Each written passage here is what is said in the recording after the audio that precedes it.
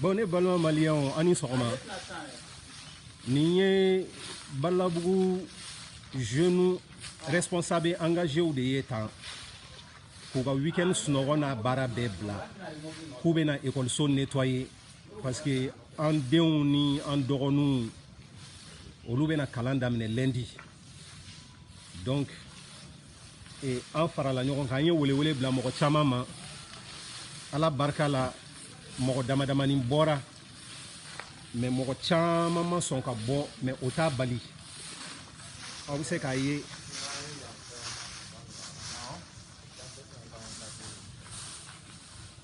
voilà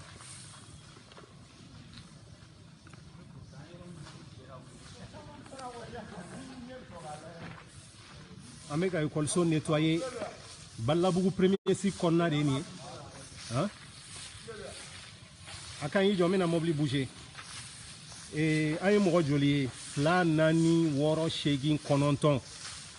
cours en tout cas premier cycle koni banto fleni hein awo bon anga dem seni do fatura et ala yo minijin dogoya bi siterni chira ale kumbola bon balmomso kele mi bala o fleni balmomso etoro aha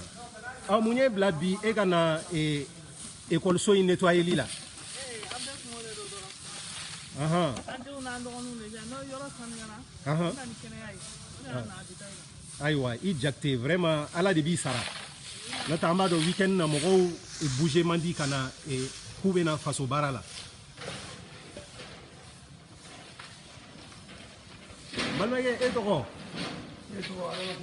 Adama Keita. Oh, dis vite bien. Ah, d'accord. Nyado ega Keita ni Boaga Keita te Keita kelengi.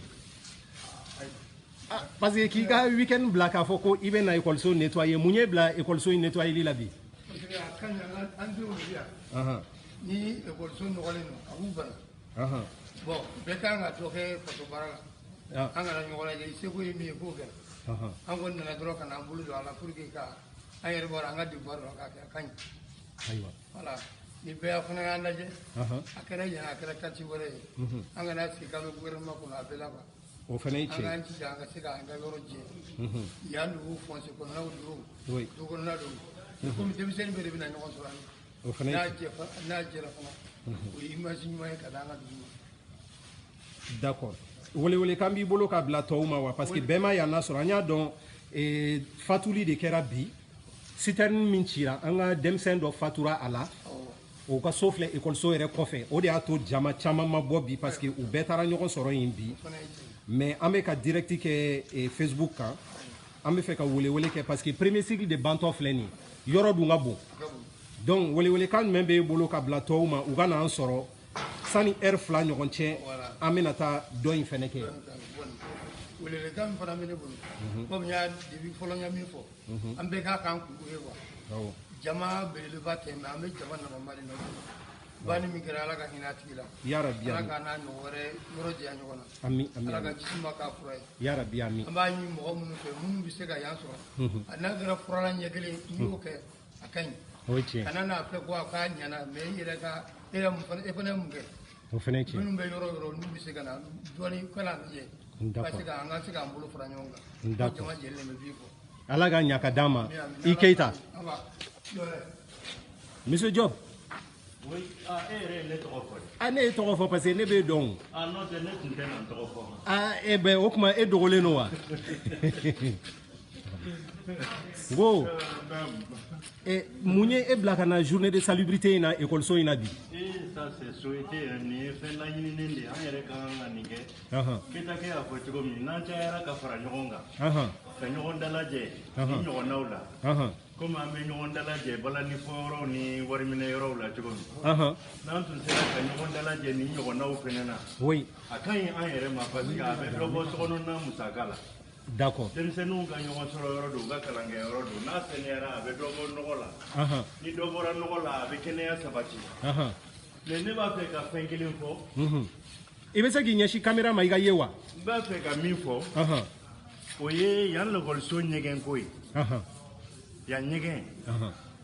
an ka hakili to a la an ka fɛɛrɛ kɛ an bɛ dɛmɛ ɲini cogo cogo an ka dɛmɛ ɲini ten bolomafaraw bɛ se ka fara ɲɔgɔn kan cogo min na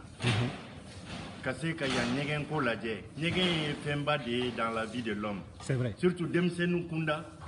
ni ɲɛgɛn ma saniya ni ɲɛgɛn ma kɛ ɲɛgɛn sanuman ye ka kɛ ɲɛgɛn ɲuman ye bana caman bɛ sɔrɔ yen de o ye tiɲɛ donc an ka yan ɲɛgɛn in lajɛ an ka baara k'a la o de ka fisa u k'a to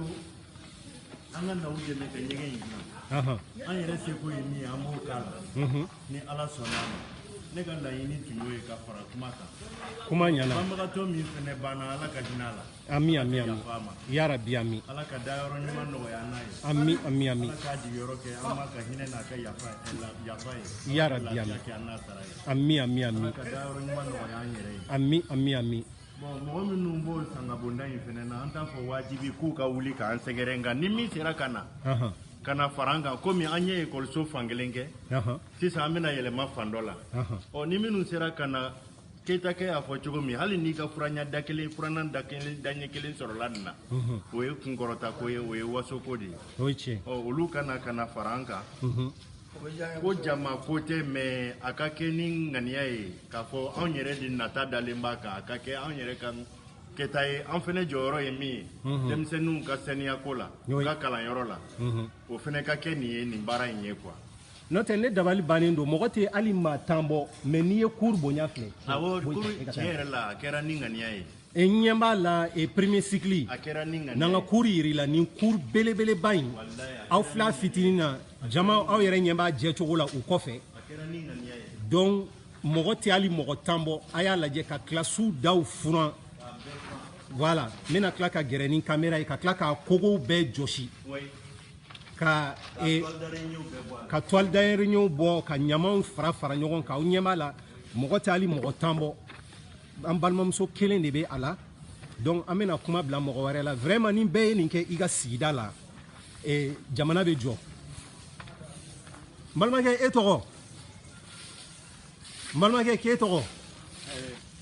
ne tɔgɔ Amara Sila mun ye e bila ekɔliso in nettoyeli la bi parce que ɲɛ b'i la furanan kurunin yɛrɛ de b'aw bolo aw tɛ hali mɔgɔ tan bɔ an balimamuso kelen de bɛ yan nɔ an bɛ an ka foli bila a ma mais an ɲɛ bɛ bɛɛ birilen na mun de y'aw motiver wari de dira aw ma wa walima politiki baara de don wallahi min y'a motiver bi dɔwɛrɛ tɛ faso kanu sigida kanu k'an ka quartier ka bɔ dibi la ka bila yelen na an ka quartier bɛ se ka sanuya cogo min na an ka quartier bɛ se ka développer cogo min na développement fɔlɔ an kana ɲɔgɔn nɛgɛ o ye kalan de ye kalan bɛ se ka kɛ cogo di ni jɛlenya tɛ kalan bɛ se ka kɛ cogo di ni sanuya tɛ donc anw mago bɛ d'abord an ka kalanso a ka sanuya a bɛ se ka jɛya cogo min na voilà an mago bɛ maire fɛnɛ la a kana yɔrɔ fura an mago b'a ka accompagnement na a ka dɛmɛ la parce que ni bɛ ekɔliso ka sanuya don kelen ko tɛ an mago bɛ an ka ɲɛgɛnw ka jɛ u ka furan don o don u ka nettoyer pour que an ka ekɔlidenw n'a fɔra k'u bɛ taa ɲɛgɛn na a kana k'u ma kamanagan ye a kana k'u ma jɔrɔ ye an bɛ jeunesse invité Balabugu jeunesse nin ye ko daminɛ de ye mais an b'a ɲini u fɛ ni action fɛn fɛn bɛ kɛ u ka bɔ u k'u sen don a la u ka u impliquer en même temps an ka foli an bɛ tasibila kɛ fɛnɛ an balimakɛ min fatura n'an dɔgɔnin don n'o ye Isaac ye an bɛ dugawu kɛ ala ka hinɛ a la citerne min cira tan citerne min cira a tɔgɔ bɔtɔ filɛ n kɔnɔ fɛn yɔrɔ la faso kanu yɔrɔ tɛ faso kanu kɛrɛfɛla la Balabuguka dɔ tun b'a la ko Isaac ale ni tora a la bi ala y'a ka kalifa minɛ mais an dusukun kamikaminen don parce que n'i y'a ye tiɲɛ don ala ta ye nin ye mais n'i y'a ye an sera nin niveau la an kana ɲɔgɔn nɛgɛ an ka autorité u nɔ dɔɔnin bɛ a la munna ninnu ka cas de brûlure tun bɛ degré min na ninnu tun kan ka évacuer u mago tun bɛ évacuation de la u tun kan ka évacuer ka bɔ Mali la parce que Mali dɔgɔtɔrɔw ka ninnu furakɛ a se t'u ye k'u bila condition climatique min na a se t'u ye an bɛ jigin an ka autorités la kɛrɛnkɛrɛnnenya la ministère de la santé an bɛ jigin a la parce que a ma jɔ a jɔyɔrɔ la u ye min kɛ c'est très peu u tun bɛ se ka ko ɲɛnama kɛ min ka bon ni ye ka ninnu évacuer ka taa Maroc ou bien hôpital dɔ b'an kɛrɛfɛ Golden Life ka ninnu ka évacuation kɛ même un mois a tɛ foyi tiɲɛ état ka budget la parce que nin ye fasoko de ye nin kɛra drame national de ye donc tiɲɛ la ne bɛ jigin an ka autorités la n b'a ɲini Balabugu jeunesse bɛ ka kuma conclure an ka fara ɲɔgɔn kan an k'an bolo di ɲɔgɔn ma an k'an ka quartier latanya an k'an ka quartier développer fɔlɔ Balabugu filɛ nin ye et n'a kun fɔra k'i bɛ bɔ Balabugu fierté kun don parce que an mɔkɛw an fa n'an ba minnu tɛmɛna u ye baara kɛ mais an ka génération Balabugu tɔgɔ bɛ ka bi Balabugu kɛra quartier kɔrɔ ye il faut que an ka génération an k'a lajɛ ka Balabugu visage yɛlɛma assalamu alaikum i sila kuma ɲana n balimakɛ e tɔgɔ e kun bɛ k'a fɔ ko i bɛ welewele kan bila maire ma i munumunu kɛ k'i bɛ welewele kan bila maire ma aw bɛ nin baara min na sa i tɔgɔ fɔlɔ i tɔgɔ ni jamu i jamu Tera i Tera sisan nɔ e ko k'i bɛ welewele aw bɛ mun ye bila école in nettoyage la bi o ye ne bila la kɔrɔ fo ko ye ko bon bɛɛ ɲɛ bɛ kow la i y'a kuru kɔnɔna yira école bɛna taa bɛɛ k'i seko kɛ i pɛrɛn dɔɔni maire an bɛ ka maire ɲini a ka na école peinture sani aw ka nin baara daminɛ est ce que aw ye nin ko fɔ maire ye bi bon ɲɛmɔgɔ de bɛ se k'o fɔ parce que mɔgɔ o mɔgɔ kɛra cogo cogo ɲɛmɔgɔ b'i la jɔn ye ɲɛmɔgɔ ye yan bi Abdou Kone Barou Sema Barou Mustafa ok n bɛna taa u ɲininka ɲɛ b'a la aw tɛ hali mɔgɔ tan bɔ aw kɔni y'aw se kɛ parce que école ka bon cogo min ɲɛ b'a la ka nettoyer ka jɛ premier cycle kɔni nettoyera ɲɛ b'a la aw yɛrɛ ɲɛ b'a la fo ka jɛ donc aw tɛ hali mɔgɔ tan bɔ an bɛna lajɛ an bɛ taa kuma fɛn fɛn sisan n balimakɛ e tɔgɔ ne tɛ fa ya bon n fa a fɔ i fa i tɔgɔ n fa i tɔgɔ ne tɔgɔ Adama Traoré i Traoré ba mun ye e motivé ka na école nettoyeli la bi bon n'i y'a mɛn kalan kalan ka ɲi ka kɛ cadre ɲɛnama de kɔnɔna la kalan ka ɲi ka kɛ yɔrɔ la yɔrɔ min saniya bɛ donc an fara ɲɔgɔn kan bi ka na an ka école saniya parce que kalan ka ɲi ka taa ala tɛmɛ ni denmisɛnninw bɛna école la fo ka n'a sɔrɔ yɔrɔ nin nettoyelen don yɔrɔ ka ɲi pour que u ka se ka kalan kɛ sira ɲuman kan ani u ka se ka dɔnta dɔ sɔrɔ kosɛbɛ ne ɲɛ b'a la aw tɛ hali mɔgɔ tan bɔ mais aw cɛ sirilen cours belebeleba in premier cycle aw tilatɔ filɛ nin ye o la welewele kan b'e bolo ka bila mɔgɔ tɔw ma parce que cours tɔ kelen dɔ hali n'a kɛra heure fila o baara bɛ yen walima aw mɔgɔ tan in bɛna t'o baara kelen kɛ tuguni a ma nɔgɔn dɛ ɲɛ t'a la ne yɛrɛ bɛ ka sigi tellement n sɛgɛnna a ma nɔgɔn mais an bɛ welewele kan lase bɛɛ ma maa ma ɲɛ b'an na maa ma n'i ye nin video ye i ka na i kana fara an kan an ka jɛ an ka cours in saniya mɔgɔ caman connectelen don Bamako dɔrɔn Mali dɔrɔn Balabugu dɔrɔn tɛ dɛ an bɛ welewele kan lase Mali bɛɛ de ma jeunesse bɛɛ bɛɛ ka se ka ɲɔgɔnna initiative ta ka kɛ i ka quartier la parce que n'i y'a mɛn sigida an jeunesse de bɛ se ka caméra binna baasi t'a la n y'o de fɔ n ko Balabugu dɔrɔn tɛ mais an bɛ appel lase jeunesse bɛɛ ma que ça soit wa Balabugu ye dans d'autres communes bɛɛ ka na bɛɛ ka ni initiative ta ka don école kɔnɔna la école baw u ka t'u lajɛ u nɔgɔlen don bi bi in na parce que samiya tɛmɛna sisan a ma ban n t'a dɔn n'a banna dɛ mais samiya in ye nɔgɔ lase quartier fɛn école kɔnɔna la ne yɛrɛ sɛgɛnna tellement a ma nɔgɔn dɛ sisan nɔ an b'a dɔn denmisɛnninw tɛ sɔn baara ma fu la mɔgɔ kelen bɛ k'aw bila nin na wa walima aw bɛ sara jumɛn sɔrɔ a la mɔgɔ si m'an bila nin na si an yɛrɛ y'a denmisɛnnin damaw an y'a hakilinaw fara ɲɔgɔn kan an y'a ye jamana in bɛ cogo min na il est temps k'an yɛrɛ ka wuli an ka ko dɔ k'an yɛrɛ ye ni de ye civisme ye ni de citoyenneté donc an bɛ welewelekan lase bɛɛ ma maa si ka fila t'an bolo maa si an b'a kɛla anw de kama an b'a kɛ an denw de kama an b'a kɛ an dɔgɔninw de kama kɛnɛya d'abord a bɛ se bɛɛ de ma ni denw kɛnɛyalen don sokɔnɔna bɛ kɛnɛya an yɛrɛ bɛ lafiya sɔrɔ a la ala ka dɛmɛ ala k'aw sara parce que nin kɔni ɲɛ b'a la aw ye ko sɛbɛba de kɛ tan nɔ ala barika la ka wuli ka na premier cycle kɔni o sanuyara kosɛbɛ donc ala de bɛ se ka kɛ aw sarabaga ye n'o tɛ mɔgɔ tɛ se k'aw sara mais welewele kan b'i bolo ka bila an ka faamaw ma parce que nin man ka kɛ baara kelen dɔrɔn ye ka jɔ nin kan ka kɛ kuma bɛɛ de ye walasa yɔrɔw ka sanuya e yɛrɛ welewele kan b'i bolo ka bila faamaw ma wa n bɛ an ka autorité interpellé kosɛbɛ u ka essayer ka nin initiative ninnu pousser k'u dɛmɛ dɛmɛ tɛ wari dɔrɔn ye mais dɛmɛ bɛ se ka kɛ matériel ye ka se ka minɛnw d'an ma ka se ka fɛnw d'an ma mun bɛ sɔrɔ an bɛ se ka baara kɛ sababu ɲuman la hɛrɛ la a bɛ se ka kɛ u bɛ fɛ ninnu n'a ɲɔgɔnnaw d'an ma ka jiw d'an ma k'an appuyer kosɛbɛ wariko tɛ an ma kɛ wari kama an y'a kɛ anw de kama sigiɲɔgɔnya kama an y'a kɛ citoyenneté de kama an y'a kɛ civisme de kama Mali kanu de kama an bɛ ka nin kɛ n'i y'a daminɛ Balabugu n y'o de fɔ n bɛ welela ka se bɛɛ ma a kɛra Bamako ye a kɛra région o région ye jeunesse k'a lajɛ u ka u inspirer anw na u ka wuli u ka don quartier kɔnɔna la u ka taa école nettoyer pour que denmisɛnninw ka se ka kalan kɛ saniya ɲuman la kuma laban na ni autorités ma kɛ fɛɛrɛ jumɛn b'aw bolo parce que ne b'a dɔn aw Balabugukaw ka ko ma nɔgɔn a ye gɔngɔrɔkuru ta G5 mɔgɔw nɔfɛ yan nɔ n'u m'a kɛ aw bɛ kɛlɛ k'a la wa walima mun de bɛ kɛ n'u m'a kɛ an kɔni b'a kɛ ayiwa o ye kuma ɲuman ye u y'a kɛ u m'a kɛ an m'a kɛ an kɔni an b'a la fɛnɛ i Traoré komi an ma tila ɲɔgɔn na fɔlɔ n bɛna nin ye Seman Baru ye Seman Baru an b'i fo i Jalo mɔgɔ caman b'i dɔn parce que G5 kɛlɛ an kɔni y'i dɔn kɛlɛ de la mais k'i wɔsilen birilen in tan k'a fɔ ko ekɔliso in cours belebeleba aw ti hali mɔgɔ tan bɔ sisan nɔ ne bɛ fɛ k'e ɲininka komi Seriba y'a fɔ Seriba Tera a bɛ yan fɛ ko e y'a ɲɛmɔgɔ dɔ ye bi aw ye nin organiser cogo di bon an kɔni an y'a mɛn k'a fɔ ko jama ma bɔ parce que denmisɛnnin dɔ fatura olu ka so filɛ ekɔliso kɔfɛ citerne min explosera mais o ma aw bali aw tɛ hali mɔgɔ tan bɔ aw ye cours nin nettoyer wariko t'a la fɛn t'a la ne ko furanna minnu filɛ nin aw bolo ani fɛnɛ aw cɛsirilen min filɛ nin ye jɔn de ye aw bila a la ou bien aw bɛ wuli aw yɛrɛ ma de k'a fɔ k'aw bɛ nin ko sugu kɛ i k'i présenter. Bon ne tɔgɔ Baru Jalo u bɛ ne de wele Sema Baru. Bon ni initiative nin bɔra an jeunes de la ni ɲɔgɔn cɛ an y'an sigi ka miiri komi école ta sera an ko an denw ni an dɔgɔninw de bɛ kalan kɛ ekɔlisoba kɔnɔ bi n ko il faut que an ka wuli an ka na lajɛ an bɛ se ka yɔrɔ min jɛya kɔnɔna na an ye ci bila bon maintenant malheureusement an balima dɔ tun bɛ yen ni ɲangata sera o ma citerne ka explosion na bon ala y'o ka kalifa minɛ a la sɔgɔmada in na o de y'a to caman ma se yan parce que a teri caman bɛ u ka du kɔnɔna la bi olu kun ka ca kosɛbɛ n'olu kun bɔra an kun bɛ jama caman sɔrɔ mais an bɛ yan bi n'i ma fili an mɔgɔ 9 de bɛ yan an mɔgɔ 9 na an balimamuso kelen de b'an cɛ ma kelen dɔrɔn voilà donc mais on peut dire que muso kelen n'a b'i cɛ ma a b'i ko cɛ 10 de don donc on peut dire k'a équilibrelen don voilà donc an kɔni bɛ ka nin kɛ parce que ne yɛrɛ précisément Balabu ekɔliso in na ne ye école primaire kɛ yan nɔ ne ye Sɛngɛmane kɛ yan parce que ne tun ye école daminɛ Ɲare la mais ne Sɛngɛmane kɛ yan maintenant ne tila ka DEF sɔrɔ Balabu ekɔliso kelen na en 96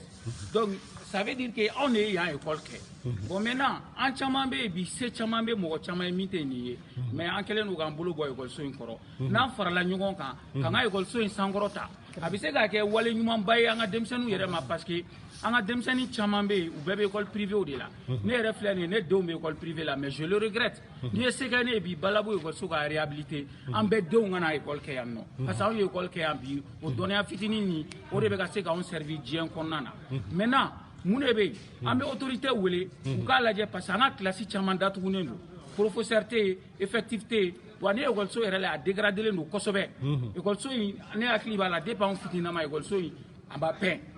a ma pɛn depuis anw fitinin bon bi anw ye dutigiw ye ni ekɔliso la a dégradelen don an tila k'a ye minɛn minnu filɛ an bolo hali ji an bɛna ji ɲini an balima dɔ de bɛ ka na ji d'a ma minɛn min filɛ nin y'an bolo an balima dɔ de ye furanna ni fɛnw san ka na d'a ma n'ale tɔgɔ ko Abdou Kone voilà donc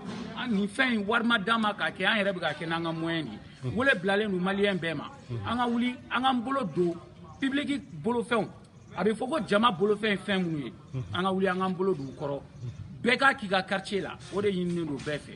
a y'a kɛ aw seko n'aw damayira la a kana wari deli k'a kɛ parce que o bɛ mɔgɔw ɲɛ don an na an ma wuli ka wari deli maa si fɛ mais mɔgɔw y'a kuma mɛn dɔw ye burɛti bila ka na dɔw ye daba bila ka na dɔw yɛrɛ nana dɔw ye furanna san ka na n'aw fɛ dɔ filɛ a bɛ ka na ni ji ye ka na d'a ma ne yɛrɛ da bɛɛ jalen don an y'a fɔ mɔgɔ si kana se ni wari ye kɛnɛ kan yan pour que mɔgɔ kana wariko don a la an bɛ poche lankolon de sera kɛnɛ kan mais an farikolo bɛ se ka min di an b'o de di ta an ka quartier kɔnɔna na donc an b'aw deli aw k'a lajɛ an ka ekɔliso na kilasi caman datugunen don an ka laboratoire u si tɛ ka fonctionner tugun anw bɛ physique chimie ka laboratoire kɔnɔna na donc autorité k'a lajɛ Balabu ekɔliso ye ekɔliso kɔrɔba de maa caman formera yan donc an k'a lajɛ an k'an bolo don a kɔrɔ c'est vrai n'a y'i ja taga ni den école publique la école privée la mais an k'an jija école publique fɛn min bɛ sɔrɔ école privée la o ka sɔrɔ école publique la école publique yɛrɛ kan ka tɛmɛ école privée kan voilà donc ne b'o de fɔ ka wele bila bɛɛ ma an ka wuli an ka nin ɲɔgɔnna caya n'a ye nin ɲɔgɔnna caya an ka ekɔliso kɔnɔna na je pense que an bɛ se ka problème caman gérer an ni ɲɔgɔn cɛ ka sɔrɔ an m'an bolo jan ka autorité kɔnɔ bon an yɛrɛ b'a fɔ autorité n'i y'a mɛn autorité an yɛrɛ fana autorité dɔ ye mais an kɛlen don ka autorité kɛ peut-être an kɛlen don ka kala fili minnu olu dɔrɔn tɛ autorité olu y'an ka représentant de mais an yɛrɛ autorité dɔ ye an kan k'an ka tâche dɔ jouer an kan k'an ka rôle dɔ jouer donc n'an bɛɛ wulila k'an cɛsiri je pense que an bɛ problème caman décrier an ka jamana kɔnɔna na an bɛ se ka o pallier ka bɔ yen nɔ kosɛbɛ. Baru ne bɛ fɛ e ka komi n'a tɛ k'i ma baasi ye ne b'a dɔn Traoré gɛrɛ caméra la kɛ parce que bi aw bɛ fo ne ɲɛ b'a la k'a fɔ ko balimamuso Nasa na maliyɛnw k'aw ye sabali a bɛ direct la mɔgɔ caman connectelen don parce que aw bɛ ka nin wale min kɛ a ka dɔgɔ Mali kɔnɔ minnu bɛ wuli ten sara t'u bolo ni bɛ denmisɛnninw fara ɲɔgɔn kan c'est-à-dire fo i ka t-shirt d'u ma walima ka wariw d'u ma ne ɲɛ b'a la sisan nɔ cours fɔlɔ premier cycle aw y'o o furan k'o jɛ baro ne bɛ kuma min ɲininka e la sisan nɔ n'a ma k'i ma baasi ye komi ne b'a dɔn politiki kuma e tɛ siran an ɲɛ anw bɛna voter yan nɔ de ka mɔgɔw sugandi ni ne ma fili nin ye mairie de ka baara ye parce que école publique tout ce qui est public fɛn o fɛn ye bɛɛ jɛ yɔrɔ ye mairie fɔlɔ de b'a kɛ n ka kuma ka ɲininkali fɔlɔ ye mun ye aw ye nin kɛ est ce que aw sera mairie mɔgɔw ma pour que ka u informer walima u kana dɛmɛ don aw ma parce que école bɛ ta mardi ou bien lundi de don mardi et bi ye samedi ye foyi ma kɛ fɔlɔ o ye question fɔlɔ ye est ce que aw sera mairie mɔgɔw ma filanan ye mun ye ne bolo sisan nɔ ni welewelekan min bɛ i bolo n'o y'a sɔrɔ mɔgɔ min tɛ k'a ka baara kɛ parce qu'il faut pas que nin ka kɛ ponctuel ye bi dɔrɔn ye mais école kan ka nettoyer kuma bɛɛ anw yɛrɛ bɛɛ ye école fitininw kɛ yan mais an ɲɛ bɛ a délabrer cogo la bi donc sisan e bɛ se k'a fɔ o défaut bɛ bɔ jɔn na bon d'abord yanni an ka fɔ an bɛ kuma mairie kan mairie ye an ka ciden de ye i ka du kɔnɔna na n'i bɛ fɛ ka du kɔnɔna i ka loi respecter il faut que e yɛrɛ pere k'a respecter bon an ye citoyen de il faut que an ka yira mairie la an bɛ yɔrɔ min bi an bɛ jɛya de nɔfɛ jɛya ni kɛnɛya an b'o fɛ wa an yɛrɛ bɛ fɛ ka jogo ta fɔlɔ donc n'an y'a jogo ta mairie tɛ sɔn cogo si la k'a fɔ k'u b'a waleya kolon ta ka ɲɛsin an ma parce que u b'a dɔn a jogo t'anw na tugun maintenant an bɛ min ɲini mairie fɛ an ka ekɔliso nin an b'a ɲini u fɛ ekɔli kɔni taara ka ban mais u k'u jija yanni ka se kalo kelen kalo fila ɲɔgɔnna ma u k'a lajɛ u bɛ moyen bɔ yɔrɔ o yɔrɔ n'a y'u diya u ka commission dɔ sigi ni wari t'u kun an yɛrɛ bɛ se ka mɔgɔ d'u ma an bɛ fara u kan an bɛ wuli ka mɔgɔw démarcher u ka wari ɲini an ka fara ɲɔgɔn an ka se ka ekɔliso bɛɛ pour que an ka denmisɛnninw ka se ka kalan kɛ environnement ɲɛnama la parce que n'i y'a ta k'a lajɛ anw yɛrɛ ye kalan ye maa minnu na n'o ye nansaraw ye an bɛ k'u ka kalan min kɛ olu bɛ kalan kɛ environnement min kɔnɔ f'u bɛ dessin kɛ kogo la pour que ka denmisɛnninw ɲɛnajɛ kalan na mais anw yɛrɛ minnu kɔrɔlen don anw yɛrɛ minnu ye école kɛ yan nɔ an bɔra école la an tilara école la n'anw donna écoliso cours kɔnɔ fɛn bɛɛ bɛ jigin an kɔnɔ fo kalan c'est la misère totale donc an ka ɲini u fɛ u ka kalan yɛrɛ fɛnɛ nege don denmisɛnninw na denmisɛnninw kana siran kalankɛyɔrɔ ɲɛ parce que n'i nana bi aw bɛ hakɛto kaso bon a cɛ ka ɲi ni écoliso ye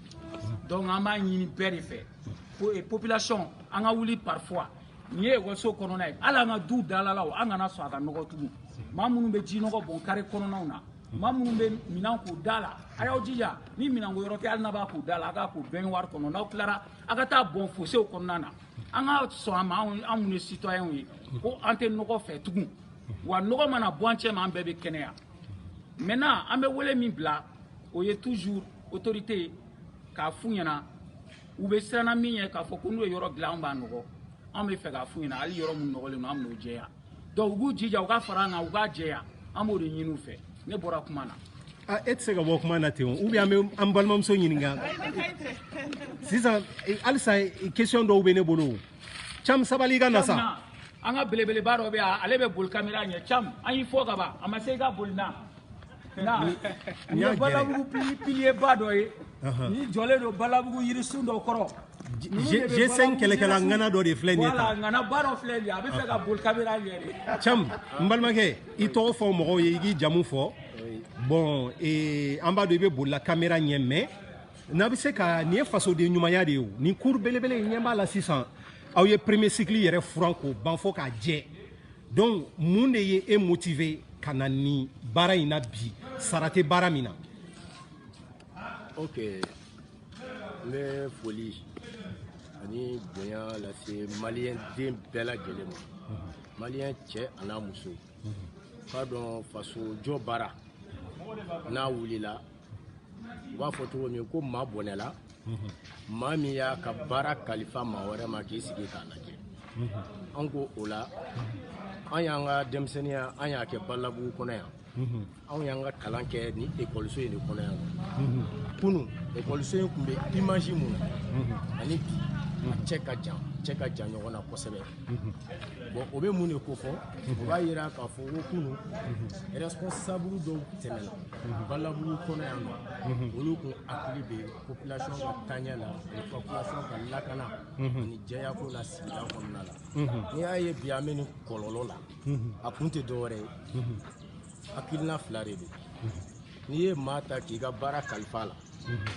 n'a b'a kun na k'a fɔ ale bɛ yɔrɔ min na ko ale ka cɛsiri walima ale ka c'est-à-dire bonya de y'a o se a ma ka ɲina k'a fɔ ko wa ko e ka contribution de y'a d'a ma i ka bila i kun na k'a fɔ o tigi a tɛ se k'i ka mago ɲɛ manifin hadamadenya a tɛ taa ɲɔgɔn dɛmɛ kɔ voilà pourquoi ni Balabugu kun wulila waati waati Balabugukaw anw jeunes an bɛ ɲɔgɔn dalajɛ ka kɛlɛ nin ta ko o kɛ an ka priorité ye kɛlɛ nin ka kɛ an ka priorité ye an ka kɛlɛ nin kɛ yaasa an ka se ka se sɔrɔ o tɛ taa fo an ka ɲɔgɔn minɛ ka kɛ ɲɔgɔn fɛ i n'a fɔ kunu an ye ko minnu kɛ fo ka na se bi ma halisa an b'o dynamique kelen kan ko o ko n'a bɛ an ka quartier ni a bɛ o lagosi ko o ko n'a bɛ Mali lagosi anw jɔlen don k'an nin di o ko lajɔli la parce que o ko sugu o de bɛ na ni kɔlɔlɔ ye o de bɛ na ni jamana binni ye o de bɛ na ni jamana yɛrɛ lanɔgɔli ye bi image ɲuman tɛ Mali kan ka d'a kan maliyɛnw y'u bolo bɔ Mali kɔrɔ il est temps an ka wuli k'a jira k'a fɔ anw ye maliyɛn den de ye primo mɔgɔninfin t'i yɛrɛ kɛ jamana kɔnɔden ye o farala Ala de la n'i ma se k'o bɔ a la i tɛ se ka i yɛrɛ bɔ i ka jamana yɛrɛ ni kisili i tɛ se k'i yɛrɛ bɔ kɛlɛ la donc anw ka kɛ maliyɛn ye o tɛ anw ka c'est-à-dire anw ka latigɛ ye Ala de y'o latigɛ an b'o accepter ka kɛlɛ kɛ ka kɛɲɛ ni maliyɛn den ɲumanya yɛrɛ hakilina ye maliyɛn den ɲumanya ye mun ye o de ye fɔlɔ i k'i hakili to i ka jamana la jamana bɛ don kɔlɔlɔ o kɔlɔlɔ kɔnɔ n'a bɛ se ka kɛ sini ka degun dɔ lase jamana ma i k'i jɔ o ni degun cɛ o de b'a to jamana nin bɛ kisi o de b'a to jamana kɔnɔdenw b'u ka hakɛ sɔrɔ jamana yɛrɛ fana bɛ lafiya sɔrɔ sini ma jamana bɛ bonya sɔrɔ ni sira saba de o bonya fɔlɔ o de ye mun ye o bonya fɔlɔ o de ye mun ye ni jamana kɔnɔdenw cayara i n'a fɔ la République populaire de Chine jamana kɔnɔdenw mana caya k'u ɲɛsin jamana ka hakɛ ɲinini ma jamana bɛ bonya sɔrɔ jamana ka bonya filanan o ye mun ye o de ye jamana ni a y'a ɲɛsin a ka développement ma infrastructure b'o la ko yɔrɔ caman b'o la i n'a fɔ États-Unis ni Russie bɛ cogo min u ye bonya sɔrɔ n'u ka baara ye mais jamana ka bonya sabanan n'o de ka bon ni fɛn bɛɛ ye o de ye jamana ka culture ye a n'a ka histoire Mali b'o de kɔnɔ n bɛ se k'a fɔ bi diɲɛ kɔnɔ Mali ye jamana mun ye histoire mun b'a bolo Mali ye jamana mun ye culture mun b'an bolo il est temps ka mago don o la n'o ye ɲɔgɔn dɛmɛ ɲɔgɔn minɛ ani ɲɔgɔn gasi sigi mun bɛ anw bolo yan k'a dɔn k'a fɔ o yera anw na ka kɔn yanni civilisation mun n'u b'a fɔ bi k'a fɔ ko de ye diɲɛ yɛrɛ taabolo ye o yera maliyɛndenya la ka kɔn bi donc il est temps an k'an yɛrɛ dɔn pour que i ka mɔgɔ dɛmɛ f'i k'a dɔn jɔn don pour que i k'a dɔn jɔn don f'i k'a kanu i se ka mɔgɔ kanu n'i ma gɛrɛ a la anw filɛ nin yɔrɔ min na bi n'i y'a ye anw sɔnna ka bɔ bi ka na k'an bɛna an ka Balabu ekɔlisoba kuru fila an y'a kɛ ka da hakilina damadɔni kan a dɔ la anw tɛmɛna yan nɔ an y'an ka kalan kɛ yan filanan ye fɛn mun ye k'a ye an denw n'an dɔgɔninw bɛna segin ka kalan kɛ yɔrɔ mun na ko o yɔrɔ saniya yɛrɛ ma se ka sabati yen nɔ o ye fɛn ye fɛn min ni anw tɛ jɛ ni o ye n'o tɛ contribuer développement na kuma si anw bɛ an ka jamana anw ka quartier anw bɛ anw jɔ a n'a degun bɛɛ lajɛlen cɛ depuis kunu o y'an ka hakilina ye an b'o de kan bi wa an bɛ sa o de kan donc kuma dɔ bɛ yen nɔ cam ne b'a dɔn k'a fɔ mɔgɔw bɛ Balabugukaw la gosi k'a fɔ ko tubabula mɔgɔw don ko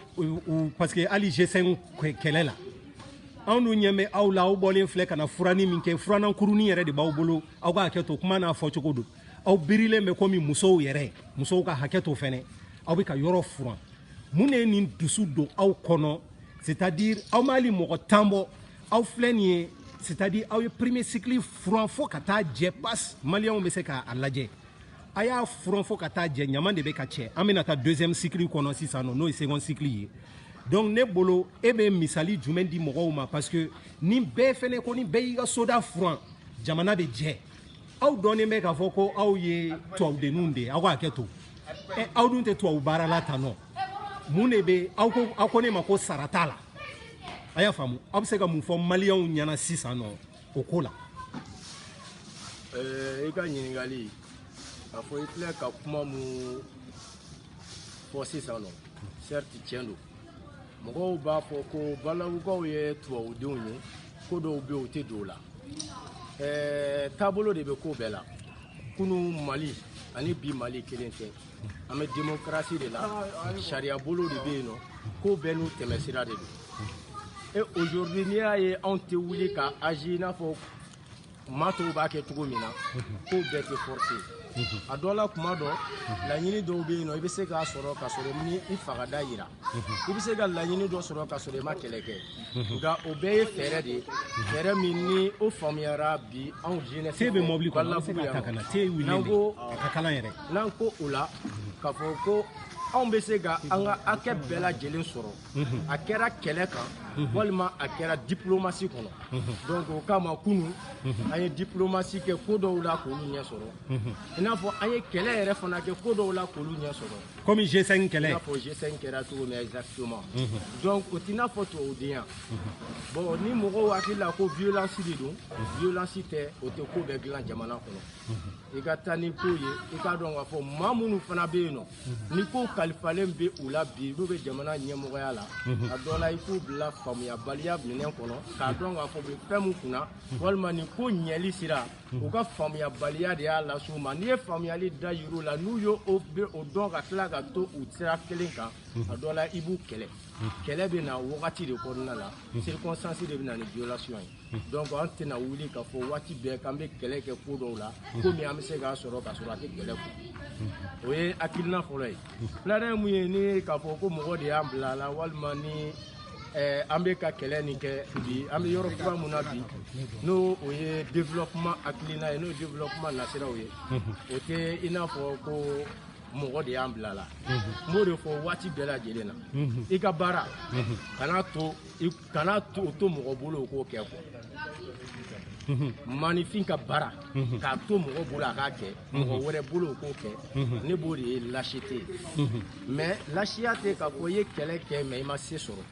mais k'i ban ka don kɛlɛ la kɛlɛ min i ka hakɛ ɲinini de don i n'a ka kan o de ye lâcheté ye Balabu ka jeunesse aujourd'hui nous ne sommes pas des lâches an b'a dɔn an b'an tasira dɔn an b'a dɔn an kan ka fɛn min kɛ an b'a dɔn fana an yɛrɛ sigilen don fɛn min kan Mali kɔnɔna la o kama ko fila de don fɛn min b'an bolo an b'o lakana k'o matarafa an ka kan ni fɛn min ye fana an b'o ɲini fana k'o sɔrɔ an b'o ɲini k'o sɔrɔ o ye an ka hakɛ de ye o ye f'o ma ko droit ani devoir fɛn min ni an kan ka kɛ ani an ni fɛn min ka kan an b'o bɛɛ lajɛlen an bɛ kɛlɛ kɛ o ko fila de kɔnɔna na ni fɛn min ni an n'a ka kan ni an m'a sɔrɔ n'a tɛ sɔrɔ f'an ka kɛlɛ de kɛ an labɛnnen don ka sa an ka hakɛ kama ni fɛn min fana an kan k'a kɛ an tɛ ban o kɛli ma k'a fɔ ko yɛrɛ bonya kama an tɛ ban o kɛli ma k'a fɔ ko anw ye nin ye an tɛ ban o kɛli ma fana k'a fɔ ko fɛn de bɛ an bolo aujourd'hui an ye ɲɔgɔn sɔrɔ yan nɔ nin fɛn fɛn filɛ nin a bɛɛ débrouillard de bɛɛ b'i débrouiller i ka manière de kɔnɔna la mais ka jɛ ka bi k'i ka ko bɛɛ bila ka n'i ɲɛsin k'i ka kalanyɔrɔ denmisɛnninw ka sigiyɔrɔ u ka kalanyɔrɔ e denw ni dɔgɔninw olu de kan ka na kalan kɛ yan nɔ sinikɛnɛ ekɔli bɛ taa donc ka wuli k'a fɔ k'i bɛna yɔrɔ jɛya ka bila u ɲɛ o ye hakilina ye ni o ye don jamana jɔ sira kan o ye hakilina ye ni o bɛ se ka kɛ sababu ye ka jamana kɔnɔdenw k'u hakili yɛrɛ u k'a dɔn k'a fɔ jamana tɛ jɔ an yɛrɛ ka cɛsiri bɔ cɛsiri in tɛ sɔrɔ f'an ka fara ɲɔgɔn kan an ka ɲini fɛn an to o sabati abada fo k'a sɔrɔ an ye ɲɔgɔn minɛ tɛ taa ɲɔgɔn kanu kɔ waati sera bi maliyɛnw k'u bolo di ɲɔgɔn ma mɔgɔ o mɔgɔ i bɛ yɔrɔ o yɔrɔ aw ka hakɛ ye fɛn min ye ani aw kan ka fɛn mun kɛ jamana jɔli sira la aw k'o kɛ o kɛcogo la k'o kɛ ka kɛɲɛ ni o hakɛ ye i n'a fɔ sariyaw b'a fɔ cogo min na voilà. Icham kuma ɲana vraiment an bɛ munumunu ka se mɔgɔ wɛrɛ ma Icham te min b'i bolo ta aw yɛrɛ y'o fɛnɛ san wa ni kɔni na an dɛsɛra nin na kɔni an bɛ bɔ maliyɛndenya la fɛn min tora an bolo Cham Keita ko ci dɔ b'e bolo mɛ n'an ka munumunu caméra b'a la bi fo heure 2 an bɛna dɔ ɲininka nin y'an balimakɛ dɔ ye Mokhtar Diop amene ñininga mun est motivé que blaki ka bara blabi kana foko ibena école so franc ka bla demsenu nya ko école beta lundi mardi. Bon, salam alaikum. Ok, donc nous la motivé, c'est que en une situation actuelle là, nous aussi en calanqué depuis plusieurs années. Maintenant tout est en dehors. Bon, peut-être en Wakati là, moi ma haklina mi soroka en demain parce que la situation ça existe depuis plusieurs années. Yoro Norolendo en me calanqué dans des conditions très difficiles. Mais maintenant nous on veut que tout ça prenne fin aujourd'hui. Grâce à nous. Donc on a décidé vraiment, on a fait le premier pas. Comme ça, ni Mogore Minouya Yenina, ils seront incités vraiment à oublier qu'on a demain pour gagner Euro Sanya Kabla Andorou. Parce que réellement, ni la Kalangé, et que Kassadjou ni Fond de Galpodika, réellement, c'est pas facile de se concentrer. Donc, c'est la bonne éducation, on pense que ça commence par ça. Ali, en fait, quand il parle vous êtes Andorou. Oui, nous avons samedi do de yuga barabla dutigu bala jenu no yuga barabla kana yoro sania ka bla anye ulu ere ils seront même pas, ils n'auront pas le courage ka fokuba à no kuraye.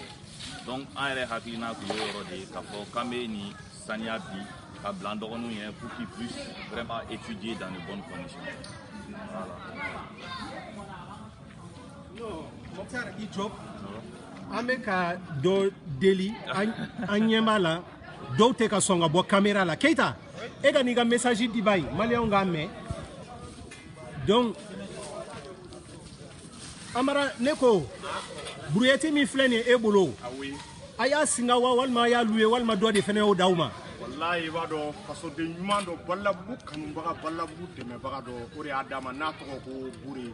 nous va wole buriski ama fo ka barkada ni ko ina fo an de fo baru era segna ka ama mo ka wari an ko an an ngon de men ni se mana ga fona bueti ji ka dama ana se ka ni barake ni faso do barake ni quartier barake ambo ni na do an buri fo ka barkada aya ka bueti bla an disposition na en même temps me akli jigi nge fere buri ay nyama ina si balla bu yoro badena ku balla bu ga ku ga nyama ke abonnala donc action su mo ko ke tiela amu fo ku barkada mo be contribuer quartier de melia développement na amu fo ku barkada merci aywa ici là ok anga foli bele be levier fene façon nyeta ni ya maseka sia effectivement adela ka nyegen glan e wol so nyegen aya glan balabu action foite ko levier te yala atoko be levier wa ita toko yere fo Gausu Siribe nous va wole mer levier sambo mali a dono do la netika karate kelain ibado aka chesri fanga ka bo akunka nga yambi me aya to dese mingera sita sa aka yedi man no yambi anga keneka donc levier ante seng ante nyina amba foka parkada abe chesri na abe dememina keneka dugulena wallahi ame mettre les deux fo ame senga baru era fo aka chesira aka détermination ay ni initiative minta ame do ke al sala ka initiative minta yen ala ka ke namena ni action fin ke jama de ka bo pour que ka soutenir ka encourager na oru ani chesira ni timinandia jama ni chesira ni timinandia mo fin bi a seriba madame Jakte amu befo kone ka RFO iga chesiri ga timinandia jesen kele na yemin ke franchement anti sara soro befo kuma antina se ga beta petroma franchement ale be ga ni minke ka médiatiser franchement anti isra soro ala de isra ini faso jo ne bolo trophée de reconnaissance a doka nga di ko kone man ayo ne be kuma ali bi Gausu Siribe atse ga fuka ban bi a dusuma kasalendo iko man be dusuma kasalendo cogo mi an balmakɛ ala ka lajarabili min sera ma n'o ye Isaki ale tun tora ɲangata la Siterni ye ɲangata min Balabugu kɔnɔna la l'autre jour a dɔ sera Isaki ma Isaki ye Balabugu ka den ye depuis Siterni ye ɲangata se maaw ma an kun t'a dɔn Balabugu ka b'a la fɔlɔ yɛrɛ Maître Levier wulila k'i cɛsiri a ko la k'an bɛɛ wele an bɛɛ wulila ka fara kan k'an cɛsiri bon bi a tun kan ka kɛ yan bi mais a cɛsirilen don Isaki ka janaja ko ni fɛnw na a bɛ yen sinon mettre le vieux de là k'an bɛɛ fara ɲɔgɔn kan mɔgɔw k'u ka misɛnmaninw fara ɲɔgɔn kan a ka balabugu ɲɛgɛn dilan ekɔliso ɲɛgɛn a y'a dilan wa a bɛ hali bi fonctionnel an bɛ foli bila a ma ale tɔgɔ fɔra an ye gɛrɛ caméra la a tun tɛ se ka fɔ n'i mana dɔ fɔ a ye maa minnu filɛ nin ye ninnu bɛɛ balabugu piliers de bi n'i y'a ye balabugu jeunesse faralen don ɲɔgɔn kan ninnu caman b'a la ninnu de nɔ bɛ balabugu jeunesse ka kalali la u kɛra miseli ye an bɛ ala deli lamu fɛn fɛn b'an cɛ ma ala ka lamu bɛɛ kari a bɛɛ ka yɛlɛma la kɛ miseli ye balabugu jeunesse nin an wulilen de an kɔni bɛ balabugu dilan tɔw bɛɛ k'u référé an kan bɛɛ k'i ka yɔrɔ dilan n'a dilanna jamana bɛ ɲa an k'a lajɛ dɔɔni an ka bɔ critique kɔnɔna na an ka proposition ni actes posé ne bɛ bɔ kuma la yan merci. D'accord, kuma ɲana Keita i bɛ se ka gɛrɛ olu la i ko kuma b'i bolo an balimamuso bɛ yan madame Keita k'a bɛ association dɔ la an bɛ tila k'a fɛnɛ wele a ka n'o kuma fɔ n'a bɛ association de ka bolo kan walima n'a a bɛ yan i dun bɛ tila ka kuma dɛ donc sisan Keita i b'i kan kɔrɔta. D'accord ne ka kuma baasi gɛlɛman tɛ. Madame Jate a bɛɛ bɛ ekɔliso gestion de ko kan quoi mairie ko wagati dɔ la ko a y'a joué min dabila ekɔliso la. Bon dɔ kɛra mais ne b'a jira mɔgɔw la k'a jira mairie fana na foyi ma bɔ a la. Fɛn ma bɔ a la halisa joué bɛ min yan. Fɛn bɛ min yan min ka jugu ni joué ye. Subhanallah. An b'a fɔ a ɲɛna u k'a jateminɛ parce que problème dɔ bɛ yen mɔgɔw bɛ kɔ o kunna quoi. Ekɔliso a kelen bɛ fɛn bɛɛ de ye nin semaine yɛrɛ kɔni téléphone min kutira ka don kuru kɔnɔ an t'a hakɛ dɔn dɛ ni polisiw nan'u nɔfɛ u taa a yɛrɛ bɛna baro kɛ juma o juma mais ne fana bɛna min fɔ parce que fɛn dɔ bɛ yen u b'a sɔrɔ a t'a kan an b'a fɔ a ɲɛna lumière de bɛ nin fɛn dɔw ban lumière minnu filɛ nin ye mairie kɛrɛfɛ ou bien misiri kɔnɔ n'u sera k'a la den naani sɔrɔ ka kɛ yɔrɔ ninnu na n'i y'u dogo ka joué min dibi de bɛ yen dibi bɛ yen dibi bɛ yen bon sira minnu bɛ ka dilan yɔrɔ caman datugulen don denmisɛnninw u bɛ sigi n'i ko k'u bɛ fɛn dɔ kɛ u b'a fɔ non k'an bɛ jeunesse contre la an bɛ sira ɲuman de fɛ k'a don an denw kɔrɔ u ka sigili baro don mais min b'a jukɔrɔ de man ɲi minan ka ɲi mais minan kɔnɔfɛn de man ɲi. maire yɛrɛ kɛ Ouattara a yɛrɛ bɛna ekɔliso la mais an bɛ min fɔ a n'a tɛ fɛn min kalama a ye baara kɛ dɛ mais sanjikɔrɔ wɔsi don foyi ma bɔ joué min na u b'a la hali wa a tɔ kɛlen bɛ mɔgɔw ka musomaninw manamana ko kɛyɔrɔ an k'a fɔ ten maninkaw t'a fɔ k'a nɔgɔya joué min kɛlɛ faso ɲɛta yɛrɛ caman kɛra la mais hali bi an b'a ɲini ala k'a dɛmɛ an kɔni b'a fɔ a na k'i hakili to lumière ko la ni dɛmɛ mɔgɔw yɔrɔ yɔrɔ minnu bɛ yen u ka yelen kɛ ni yelen kɛra yen sisan n'i ye u b'u sigi dibi la ka ko kɛ yelen de tɛ yen o kun ye ne ka kuma hakɛto b'a la salamu kuma ɲana i Keita ayiwa hali sisan an bɛ an ɲɛ b'a la premier cycle kɔni kɔnɔna o bɛ ɲini ka na ban nettoyer la a tɔ bɛ kɛ second cycle ye bon ala barika la madame Jate e ka na i ka association kuma fɔ sa a bɛ ɲa comme mɔgɔ caman connectelen bɛ aw bɛ baara min kɛ ani n'i bɛ fɛ ka misali min tɛmɛ bon sisan kɔni nin y'anw ka association président de natɔ ye retard la sisan i yɛrɛ nana don caméra kɔnɔ sigida la kana président e ka na dɔ fɔ premier cycle banna sisan nettoyer la caméra bɛ e kan donc bon e bɛ sagi bila président kunturu de filɛ o nana retard la sisan nettoyerli la ale yɛrɛ tɔgɔ i bɛ min bila retard la awɔ i bɛ se k'o fɔ mɔgɔw ye n'o tɛ sigida la kana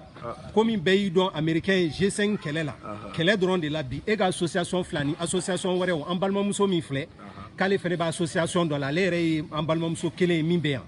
premier cycle yɔrɔ nettoyera ka ban k'u bɛna taa sisan deuxième second cycle la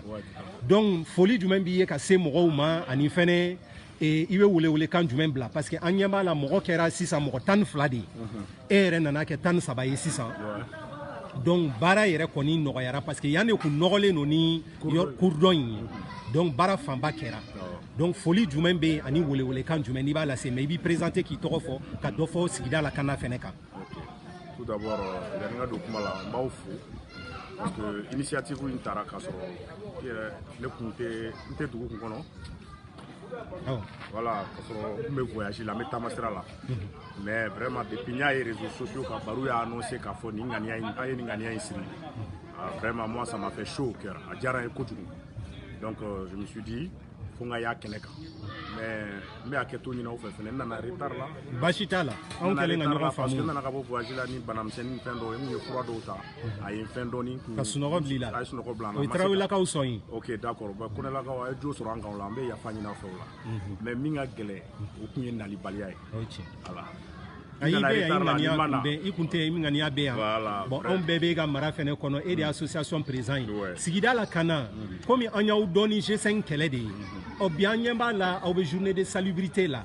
ne tɛ se ka bila i ɲɛ n'o tɛ a yɛrɛ fɔlen bɛ ko a ye kɛlɛba min yɛrɛ kɛ yɔrɔ in na ko messe des officiers ko sini k'aw bɛna t'o yɔrɔ fɛnɛ nettoyer welewelekan b'i bolo ka bila mɔgɔw ma parce que bi n'i y'a ye jama ma bɔ ekɔliso kɔfɛ yan nɔ citerne min cira denmisɛnnin dɔ fatura a la donc u bɛ o kow fɛn yɔrɔ la jɛnaza bɛ sɔn ka kɛ 16h ye bi donc sisan nɔ welewelekan jumɛn b'i bolo halisa sigida la kana tɔgɔ la k'a fɔ ko i b'o bila mɔgɔw ma parce que sini fɛnɛ an bɛ salubrité la tout à fait Abdou n bɛ min f'i ye o yɔrɔ la déjà yan'an ka don kuma la banbagatɔ ala ka hinɛ k'a da yɔrɔ suma ka yafa k'a ma o y'an kɔn kiti min ala k'o nɔgɔya an yɛrɛ ɲa kan ta d'u ma vraiment ne bɛ min fɔ sigida lakana a tɔgɔ yɛrɛ bɛ min fɔ a sigida lakana G5 ta o tun ye nin lakana ye parce que o tun bɛ wolo min na o tun bɛ nin sɔrɔ o nin don bɛ sigida dɔ de kɔnɔla la donc n'a y'an y'o kɛlɛ kɛ o de y'a association in tɔgɔ ye toujours sigida lakana donc o tun y'a kɛlɛmayɔrɔ ye mais n'a fɔra sigida lakana développement local fɛnɛ don fɛn ni fɛn caman b'a la salubrité ni fɛn caman b'a la parce que ni min ko ka yɔrɔ saniya ko ka na ni kɛnɛya ye ko ka denmisɛnninw ni musow ni fɛnw kalan n'o dun kɛra sigi bɛ diya donc vraiment o de y'a to an ye nin initiative la et puis denw bɛna kalan kɛ yɔrɔ min na siniɲɛsigi de don donc u tɛna se ka kalan kɛ nɔgɔ kɔnɔ ka tila ka bana k'o kɔnɔ a ka kɛ handicap ye ka taga ɲɛtaa ma donc o hakilina ne bolo o ye hakilina ɲuman ye et ko min fɛnɛ bɛ yan nɔ bi nin tɛ jama nana jama ma na min kɛra o ye ala ka baara ye sinon n b'a dɔn mɔgɔw tun bɛ na min tɛ nin ye mais comme on dit jama dɔgɔya tɛ an nana fɛn min kama ne ɲɛ b'a la déjà o a tɛna mɔgɔ 100 kan ka min kɛ ni mɔgɔ 12 sera k'a kɛ a foli b'olu tigiw ye wallahi parce que o dusukolo ka baara ye vraiment halisa sigida la kana an b'o dusukolo kelenw de nɔfɛ i yɛrɛ ka kuma don ko mieux vaut 10 guerriers que 100 combattants. Voilà. Donc on a prévu de c'est qu'avec 10 guerriers, 12 guerriers, on a pu nettoyer carrément une cour. Oui. Donc domina, n'a 100 guerriers sur. Je crois que le quartier a été anténoya kono tukuni. Anténoya kono. Bon donc au fond kofé, il y a mis ningali mita tenguna, nous et mes officiers d'aéroy. Ankara sababu ka bara de jo messi. Bara jolé. C'est-à-dire que yoro délabré là. An bɛ fɛ ka yira faso la toujours k'a fɔ an ye hakilina min fɔ depuis an ka kɛlɛ daminɛ la an bɛ association in na faso jɔko de kama donc an bɛ fɛ k'a yir'u la nɔgɔ min sigira da in na a kɛra décision min de tara pour que ka baaraw jɔ mɛsi la sinon ni baara bɛ sen na yɔrɔ bɛ nettoyer mais ni baara tɛ yen yɔrɔ bɛ nɔgɔ. Donc on s'est dit un peu, on n'a pas dit qu'on est coupable, mais on est un peu responsable du fait que Barate Gake, Anga to Barao Jora, Oriato Yoro, Yetoko Tchoualendo, Adum Bebe Sigida, Kelly de Konola, Agnesine Luanga Sigama, Morobe Teme, avec quartier Tchouya. Donc Anga ou Faso de Nimaya, Anga no Tota, Kobeti Kene. Donc Ambe Feka Ganyas Sini, ou Noroni Mimbe Danuna, Katuru Fene Sania, au moins Moro Temeto, Anga quartier beauté toujours qu'à apprécier. Bon, dakuruɲɛ labanna est-ce que sigida la kana an kɔni ɲɛ b'a la o yɛlɛma bolo ka ca parce que ka bɔ kɛlɛ la gɔngɔrɔ fili la ka na kɛ ekɔliso furani ko sini k'aw bɛ to o yɔrɔ yɛrɛ fɛnɛ furan projet jumɛn mun bolo dalen b'aw bolo tuguni n'i bɛ se ka welewelekan bila mɔgɔw ma parce que sisan sanni e ka na u y'a fɔ ko ekɔliso in k'u bɛ welewelekan bila maire ma ko yan kɛra manamana kɛyɔrɔ bɛɛ de ye est-ce que fɛɛrɛ bɛ aw bolo sisan nɔ juin min ni i ka kɛ to manamanaw kɛyɔrɔ ni fɛɛrɛ b'aw bolo parce que an b'a dɔn denmisɛnninw ka barantanya n'u k'u to yɛrɛ ma o de nan'o kɛ a kɛ dakuruɲɛ fila la e bɛ se ka jumɛn fɔ sigida la kana ga hukumu kɔnɔ. Nin bɛɛ bɛ Abdou nin bɛɛ bɛ anw ka baara kɔnɔla la parce que n'a fɔra sigida la kana k'a fɔ ko ka yɔrɔ jɛya ou bien ka fleurs turu ka yɔrɔ cɛɲa o fɛnɛ tɛ sigida la kana a kɔnɔfɛnw fɛnɛ n'olu élément tiɲɛna sigida tɛ se ka lafiya sɔrɔ tuguni donc nin bɛɛ bɛ anw ka baara la il faut que an k'a lajɛ denmisɛnninw u ka se ka ladamu ka ɲa pour que ka siniɲɛ sigi quartier in ka basigi o dɔrɔgutako minnu fɔra ekɔlisow ni fɛnw kɔnɔla la n'ala sɔnna a ma an b'a kɛ an ka baara prioritaire ye ka se mairie la an n'u ka jɛ ka kuma fɛɛrɛ minnu bɛ se ka tigɛ a ko la pour que ka disposition ta vraiment nin ko in ka nɔgɔya quartier kɔnɔ parce que yan ye kalankɛyɔrɔ ye yan ye dɔnniya ɲiniyɔrɔ de ye yan tɛ tiɲɛnikɛyɔrɔ ye anw yɛrɛ fɛn fɛn filɛ nin yan nɔ n'i y'an ka génération fɛn fɛn ta a 70% a bɛɛ ye kalan kɛ nin ekɔliso in kɔnɔ donc an bɛna wele bila olu bɛɛ fɛnɛ ma c'est à dire k'u kana sigida la kana rejoindre an ka hakilinaw falen mɔgɔ kelen hakili kelen mɔgɔ fila hakili fila an k'an fara ɲɔgɔn kan moyen minnu b'an ye se minnu b'an ye ka na Balabugu ekɔliso dɛmɛni na ani Balabugu Sema quartier yɛrɛ dɛmɛni na dans sa globalité. Voilà. Donc vraiment i Traoré kuma ɲana i dɔwɛrɛ halisa ala ka a fɔ sa furu la ye ko ne tɛ se ka kɛ Traoré ye an bɛ halisa sigida la kanaw fo an bɛ ala deli ala k'aw ka jɛ sinsin aw fɛlɛ ka misali ɲuman min yira maliyɛnw na ni bɛɛ ye nin faamu ni bɛɛ y'i ka sigida la sanuya k'a lakana ne bolo Mali bɛ se ka taa ɲɛ donc an b'i fo k'i waliɲuman dɔn i Traoré ala k'a ɲa ka d'an ma i Traoré ni premier cycle bannen sisan second cycle ta bɛna kɛ maliyɛnw an bɛ foli bila u ma an bɛna caméra jɔ dɔɔni san'an ka taa deuxième second cycle ta kɔnɔ ayiwa assalamu alaikum